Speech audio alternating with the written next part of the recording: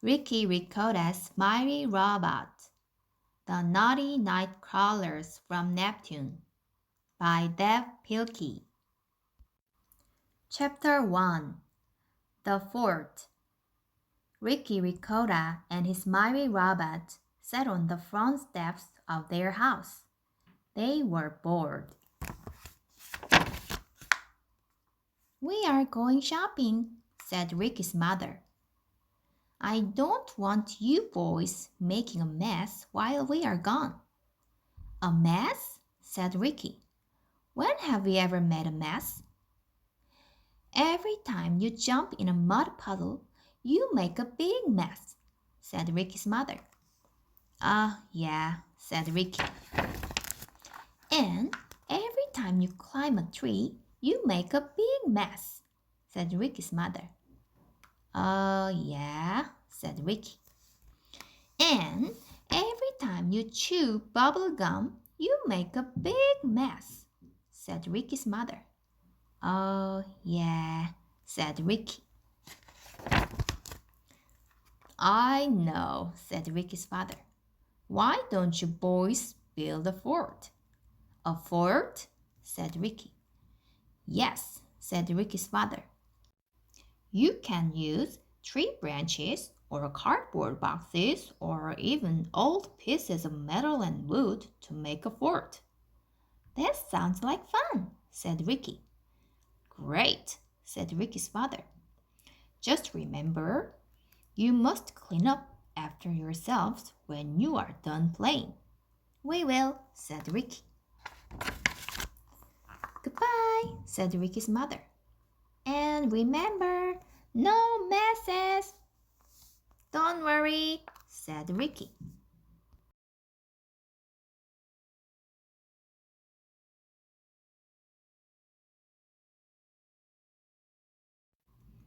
Ricky and his mighty robot walked around town, looking for things they could use to make their fort.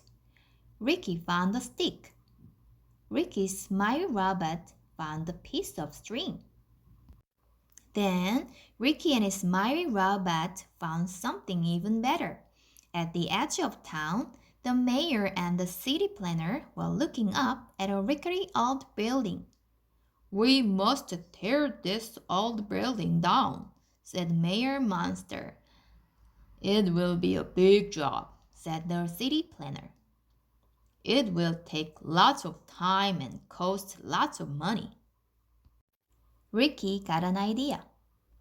"Mr. Mayor," said Ricky, "my mighty robot will tear this building down for free if you let us keep all the pieces." "Really?" said Mayor Monster. "It's a deal." So Ricky's mighty robot began taking the building apart piece by piece. He stacked all the pieces in a nice, neat pile. "This is perfect," said Ricky. "Now we have everything we need for our fort." Chapter 2. The Mess. Ricky and his mighty robot walked home with a gigantic stack of pieces for their fort. Ricky's parents were still out shopping, so his mighty robot threw all the pieces down in the backyard. Boom! "What is going on over there?" cried Farmer Feta, the grumpy old mouse who lived next door. "We are building a fort," said Ricky. "Well, keep it quiet," said Farmer Feta. "You kids are much too noisy."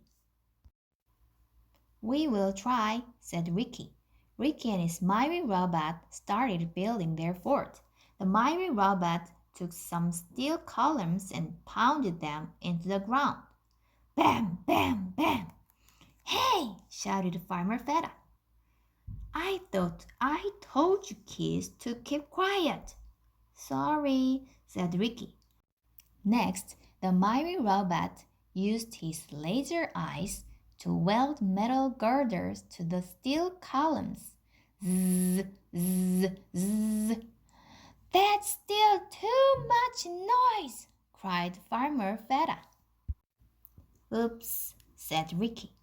Then Ricky's mighty rabbit pounded wooden floorboards onto the metal girders. Bang, bang, bang, bang, bang. You're driving me crazy, shouted Farmer Feta. We will be quieter, said Ricky. But Ricky and his mighty rabbit just got noisier and noisier, and Farmer Feta got angrier and angrier. Chapter 3 Guests. When Ricky's parents returned home, they saw the gigantic towering fort that Ricky and his mighty rabbit had made. Ricky's mother was not happy. You boys are in big trouble, she said. It was Dad's idea, said Ricky. Ricky's dad was in big trouble too. We are having guests over for dinner, said Ricky's mother. I want that mess cleaned up right now. But Dad said we didn't have to clean it up until after we were done playing, said Ricky. Ricky's dad was in even bigger trouble. Ricky and his mighty rabbit played in their giant fort until their guests arrived.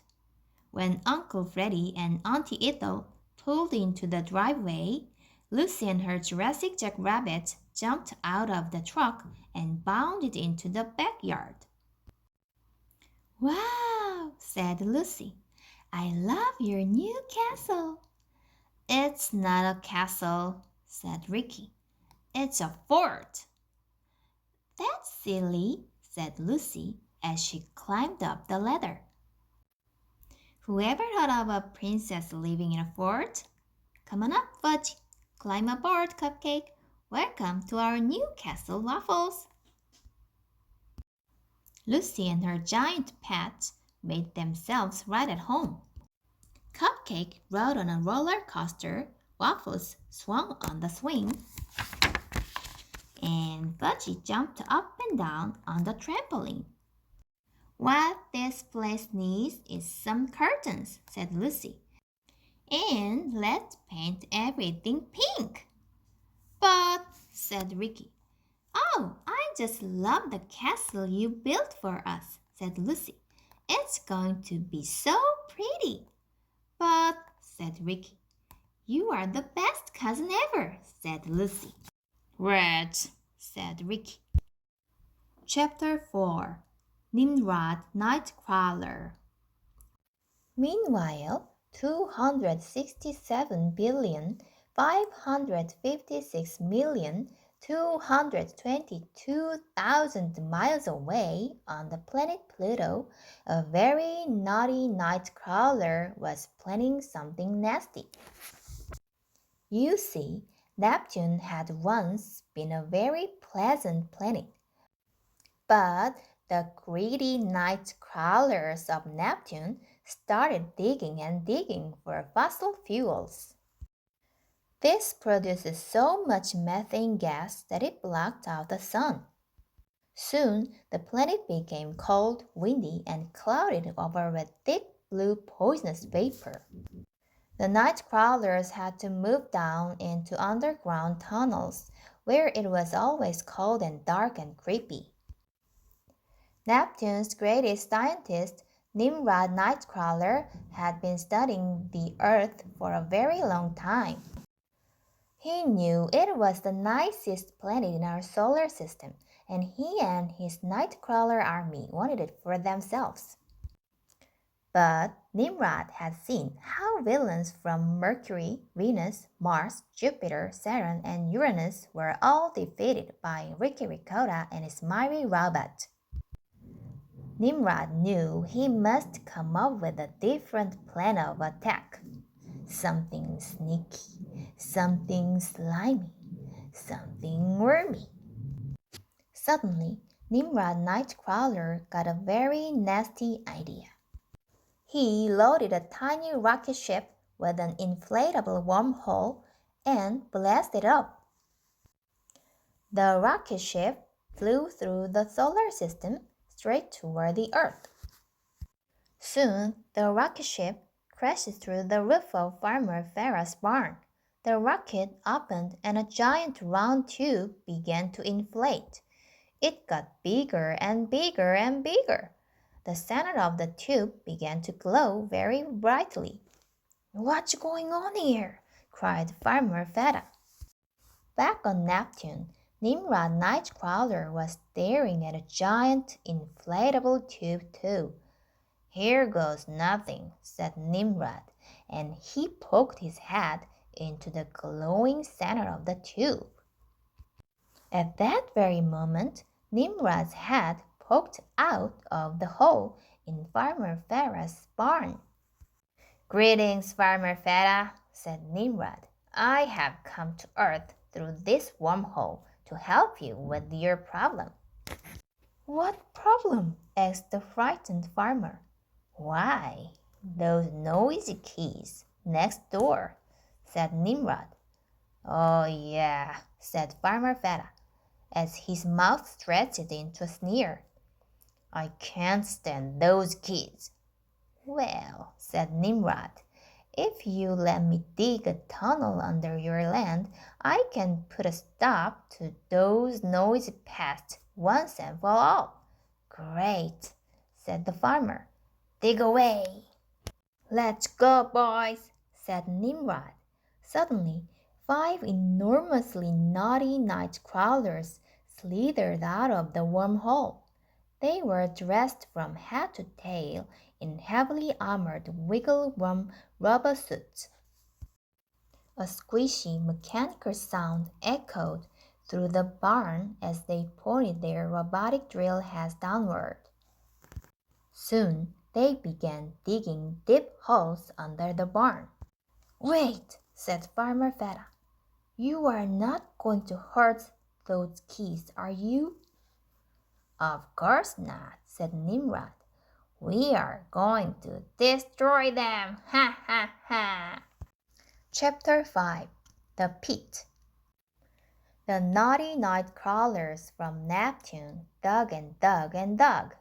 Quickly, they made their way to the area underneath Ricky's fort. Up, up, up they tunneled until the earth below the fort was hollow and unstable. Ricky's fort began to creak and groan. "What's wrong with my castle, Ricky?" asked Lucy while the family was eating dinner. "Why is it making that noise?"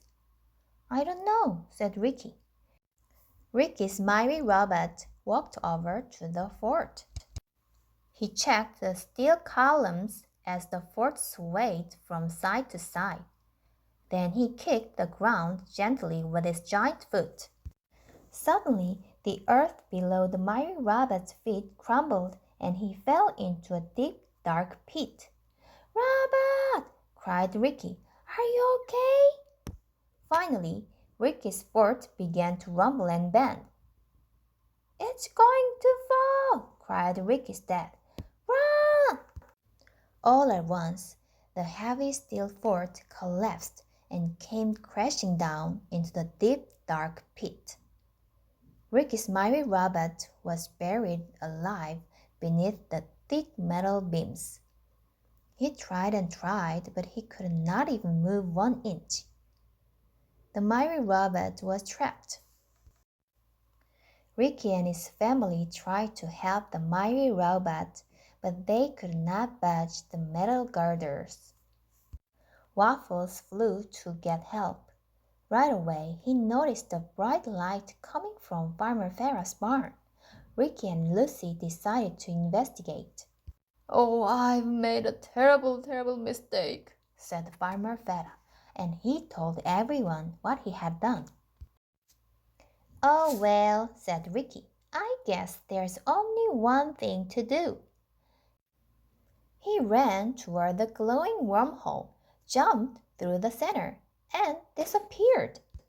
Chapter 6. Through the Wormhole. Back on Neptune, Ricky tumbled out of the wormhole and landed on the ground with a thud. Lucy came through too, followed by her 3 Jurassic jackrabbits. "Where are we?" asked Lucy. We must be on Neptune, said Ricky. How can you tell? Asked Lucy. Ricky pointed up to the skylight. 13 moons, he said. Oh, said Lucy. Quietly, the 5 friends tiptoed through the dark, cavernous tunnels. First, they passed a heavily guarded supply room with lots of empty wiggle-worm robot suits. Next, they came to the TV room where several slimy night crawlers were huddled together in front of the glowing video screens. This is Cheesy McWiz with Channel 7 Action News. Squeakyville is under attack by giant worms wearing robotic suits. This is terrible. Oh, this is horrible. Oh, the Mouse City. Where is Ricky Ricotta when we need him? Where is Myri Robot? Who will save us now? Fudgy and Cupcake got frightened. They stepped backward, and they knocked over a giant vending machine. Crash! The Nightcrawlers jumped when they heard the noise. They turned their slimy heads and saw our heroes. Destroy the intruders! Shouted the slimiest Nightcrawler of the bunch, and the chase began. Scree! Look out! Whoom. Chapter 7 Trapped. Soon, Ricky, Lucy, Fudgy, Cupcake, and Waffles were wrapped up tightly in a tangled, wormy pile of slithering Nightcrawlers. Gotta fight back, cried Lucy. But how? Asked Ricky. I can't even tell which ends are the heads and which ends are the tails. Let's just tickle them in the middle and see which end laughs, said Lucy. Hey, good idea, said Ricky. So Ricky and Lucy began to tickle their captors. The naughty Nightcrawlers started to giggle and squirm. Ricky and Lucy tickled more. The naughty Nightcrawlers started to wiggle and laugh. Finally, Ricky and Lucy tickled with all their might. The naughty Nightcrawlers lost it. They let go of our heroes and rolled around on the ground, shrieking with laughter. Fudgy, Cupcake, and Waffles started tickling the Nightcrawlers too, and things just got sillier and sillier. Isn't this fun? Said Ricky, but nobody answered him. Hey, he said, where is Lucy? Suddenly, a squishy, mechanical sound got louder and louder. Crash! Out of my way, you dumb worms! Cried Ricky's crazy cousin as she sped by on a giant wiggle-worm robot suit. Princess Lucy is coming through! Wait for us! Cried Ricky. He jumped up and ran after her. The Jurassic Jackrabbits followed Ricky. The naughty Nightcrawlers followed them all. Ricky, Fudgy, Waffles, and Cupcake followed Lucy down the dark tunnels until she disappeared through the center of the glowing wormhole. Ricky and the Jurassic Jackrabbit jumped through too and found themselves back in Farmer Feda's barn. But where was Lucy? Quick! Cried Ricky. The Nightcrawlers are right behind us. We've got to block off this wormhole so they cannot get through. Ricky and the Jurassic Jackrabbits pushed the tractor toward the wormhole, but they were too late. The naughty Nightcrawlers from Neptune started slithering through. The slimy beasts wiggled through the wormhole until every inch of the barn was squirming with Nightcrawlers. Oh no! Cried Ricky. We are trapped! Chapter 8 The Rescue. Suddenly, the roof of the barn opened up. Ricky looked up and saw his old friend. Myri Rava! cried Ricky. "You're back!" "Yeah," said Lucy. "I dug him up." When the naughty night crawlers from Neptune saw Ricky Ricotta's mighty robot, they screamed in horror.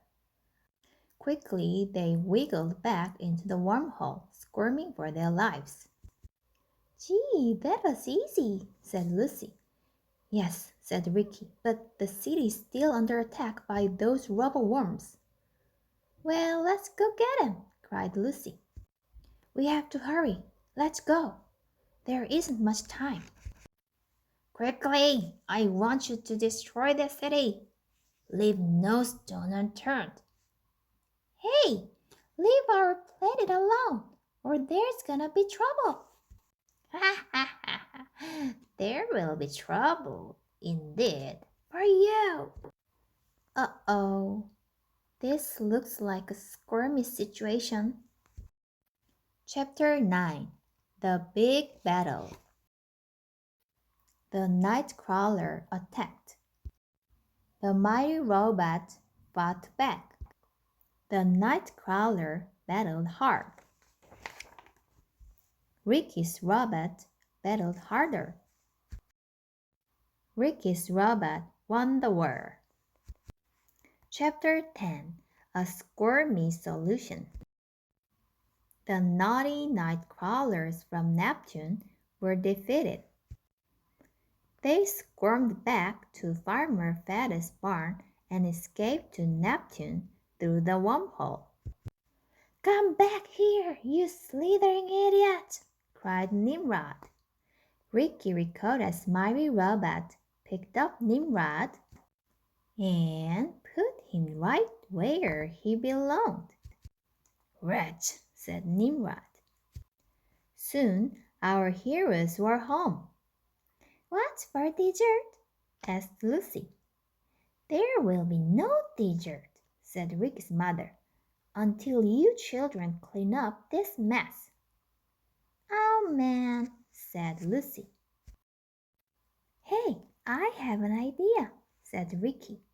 He and Lucy and the Jurassic Jack rabbits went to Farmer Farah's barn and got an inflatable wormhole. They carried it to Ricky's house and set it down in the backyard. Then they all started to clean.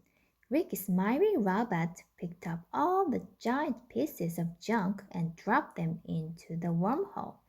Ricky and Lucy and her pets picked up the small scraps and dropped them in too. All of the junk disappeared from Ricky's backyard and reappeared on Neptune. Crash, bang, boom, thud, smash. The Nightcrawler's computers were destroyed. Their technology was crushed, and the inflatable wormhole powered down forever. "All done," said Ricky. "What about that deep hole in the ground?" asked Ricky's mother. "I know what to do," said Lucy. She took a garden hose from the side of the house and filled the hole up with water. "Now you have a pond," said Lucy. "Wow," said Ricky's parents. "We've always wanted a pond." "Thank you," said Ricky's father, "for saving the world again." "And thank you for saving each other," said Auntie Ethel. "And thank you for working together," said Uncle Freddy. "And thank you for cleaning up the mess," said Ricky's mother. "No problem," said Ricky. That's what friends are for. The end.